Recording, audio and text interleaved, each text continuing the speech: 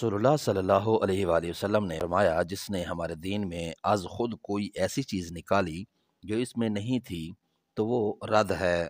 اس کی روایت عبداللہ بن جعفر مخرمی اور عبد الواحد بن ابی عون نے سعد بن ابراہیم سے کی ہے۔ صحیح بخاری حدیث نمبر 2697۔ جب رسول اللہ صلی اللہ علیہ وآلہ وسلم نے حدیبیہ کی صلح قریش سے کی تو اس کی دستاویز علی رضی اللہ عنہ نے لکھی تھی۔ انہوں نے اس میں لکھا، محمد اللہ کے رسول صلی اللہ علیہ وآلہ وسلم کی طرف سے۔ مشرکین نے اس پر اعتراض کیا کہ لفظ محمد کے ساتھ رسول اللہ نہ لکھو، اگر آپ رسول اللہ ہوتے تو ہم آپ سے لڑتے ہی کیوں؟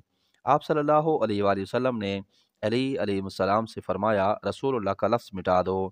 علی نے کہا کہ میں نے کہا کہ میں تو اسے نہیں مٹا سکتا، تو آپ نے خود اپنے ہاتھ سے وہ لفظ مٹا دیا اور مشرکین کے ساتھ اس شرط پر صلح کی کہ آپ اپنے اصحاب کے ساتھ آئندہ سال 3 دن کے لیے مکہ آئیں اور ہتھیار میان میں رکھ کر داخل ہوں۔ شاگردوں نے پوچھا کہ جلبان الصلاح جس کا یہاں ذکر ہے کیا چیز ہوتی ہے؟ تو انہوں نے بتایا کہ میان اور جو چیز اس کے اندر ہوتی ہے اس کا نام جلبان ہے۔ صحیح بخاری حدیث نمبر 2698۔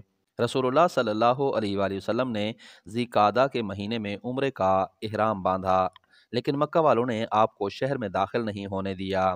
آخر صلح اس پر ہوئی کہ آئندہ سال آپ مکہ میں 3 روز قیام کریں گے۔ جب صلح نامہ لکھا جانے لگا تو اس میں لکھا گیا کہ یہ وہ صلح نامہ ہے جو محمد رسول اللہ نے کیا ہے، لیکن مشرکین نے کہا کہ ہم تو اسے نہیں مانتے، اگر ہمیں علم ہو جائے کہ آپ اللہ کے رسول ہیں تو ہم آپ کو نہ روکیں، بس آپ صرف محمد بن عبداللہ ہیں۔ آپ نے فرمایا کہ میں رسول اللہ بھی ہوں اور محمد بن عبداللہ بھی ہوں۔ اس کے بعد آپ نے علی سے فرمایا کہ رسول اللہ کا لفظ مٹا دو۔ انہوں نے عرض کیا کہ نہیں، اللہ کی قسم میں تو یہ لفظ کبھی نہ مٹاؤں گا۔ آخر آپ نے خود دستاویز لی اور لکھا کہ یہ اس کی دستاویز ہے کہ محمد بن عبداللہ نے اس شرط پر صلح کی ہے کہ مکہ میں وہ ہتھیار میان میں رکھے بغیر داخل نہ ہوں گے۔ اگر مکہ کا کوئی شخص ان کے ساتھ جانا چاہے گا تو وہ اسے ساتھ نہ لے جائیں گے، لیکن اگر ان کے اصحاب میں سے کوئی شخص مکہ میں رہنا چاہے گا تو اسے وہ نہ روکیں گے۔ جب آئندہ سال آپ مکہ تشریف لے گئے اور مکہ میں قیام کی مدت پوری ہو گئی تو قریش علی علیہ السلام کے پاس آئے اور کہا کہ اپنے صاحب سے کہیے کہ مدت پوری ہو گئی ہے اور اب وہ ہمارے یہاں سے چلے جائیں۔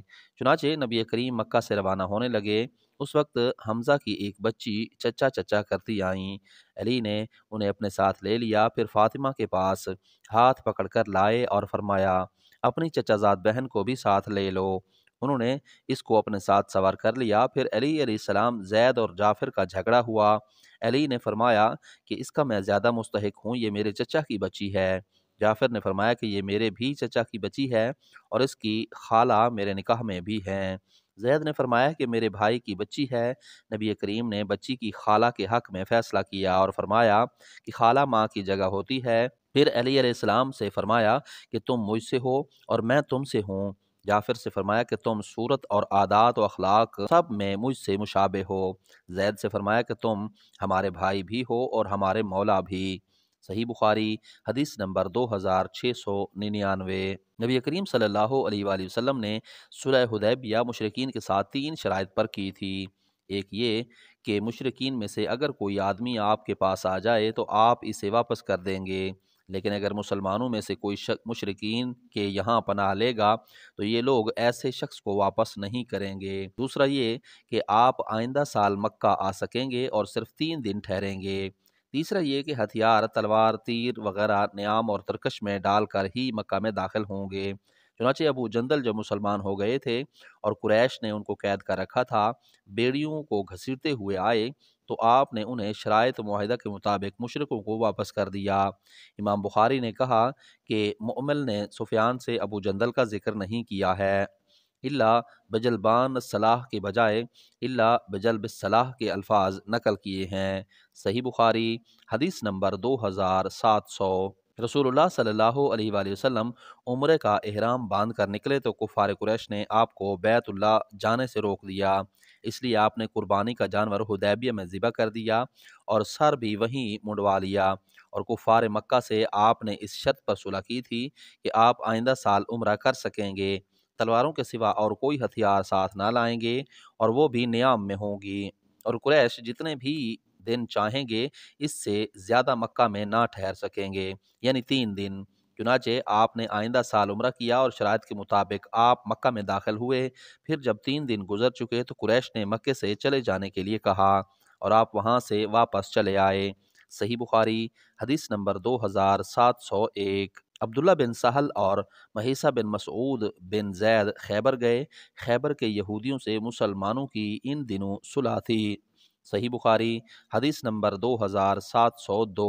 नज़र की बेटी रबिया ने एक लड़की के दांत तोड़ दिए। इस पर लड़की वालों ने तावान मांगा और उन लोगों ने मुआफ़ी चाही, लेकिन मुआफ़ करने से उन्होंने इनकार किया। चुनाचे नबी करीम की खिदमत में हाजिर हुए तो आपने बदला लेने का हुक्म दिया, यानी उनका भी दांत तोड़ दिया जाए। अनस बिन नज़र ने अर्ज़ किया, या रसूल अल्लाह, रबी का दांत किस तरह तोड़ा जा सकेगा? नहीं, इस ज़ात की कसम जिसने आपको हक के साथ मबूस फरमाया है, इसका दांत नहीं तोड़ा जाएगा। नबी करीम ने फरमाया, अनस, किताबुल्लाह का फ़ैसला तो बदला लेने किसास ही का है। चुनाचे ये लोग राज़ी हो गए और मुआफ़ कर दिया। फिर आपने फरमाया कि अल्लाह के कुछ बंदे ऐसे भी हैं कि अगर वो अल्लाह की कसम खा लें तो अल्लाह ताला खुद उनकी कसम पूरी करता है। फ़ज़ारी ने अपनी रिवायत में हमीद से और उन्होंने अनस से ये ज़्यादती नकल की है कि वो लोग राज़ी हो गए और तावान ले लिया। सही बुखारी हदीस नंबर 2703। कसम अल्लाह की, जब हसन बिन अली मुआविया के मुकाबले में पहाड़ों में लश्कर लेकर पहुंचे तो अम्र बिन अल आस ने कहा, जो अमीर मुआविया के मुशीर ख़ास थे, कि मैं ऐसा लश्कर देख रहा हूं जो अपने मुकाबिल को नेस्त नाबूद किए बगैर वापस ना जाएगा। मुआविया ने इस पर कहा, और कसम अल्लाह की, वो इन दोनों असहाब में ज़्यादा अच्छे थे कि ए अम्र, अगर इस लश्कर ने इस लश्कर को कत्ल कर दिया या उसने इसको कत्ल कर दिया तो अल्लाह ताला की बारगाह में लोगों के उमूर की जवाबदही के लिए मेरे साथ कौन जिम्मेदारी लेगा? लोगों की बेवा औरतों की खबरगिरी के सिलसिले में मेरे साथ कौन जिम्मेदार होगा?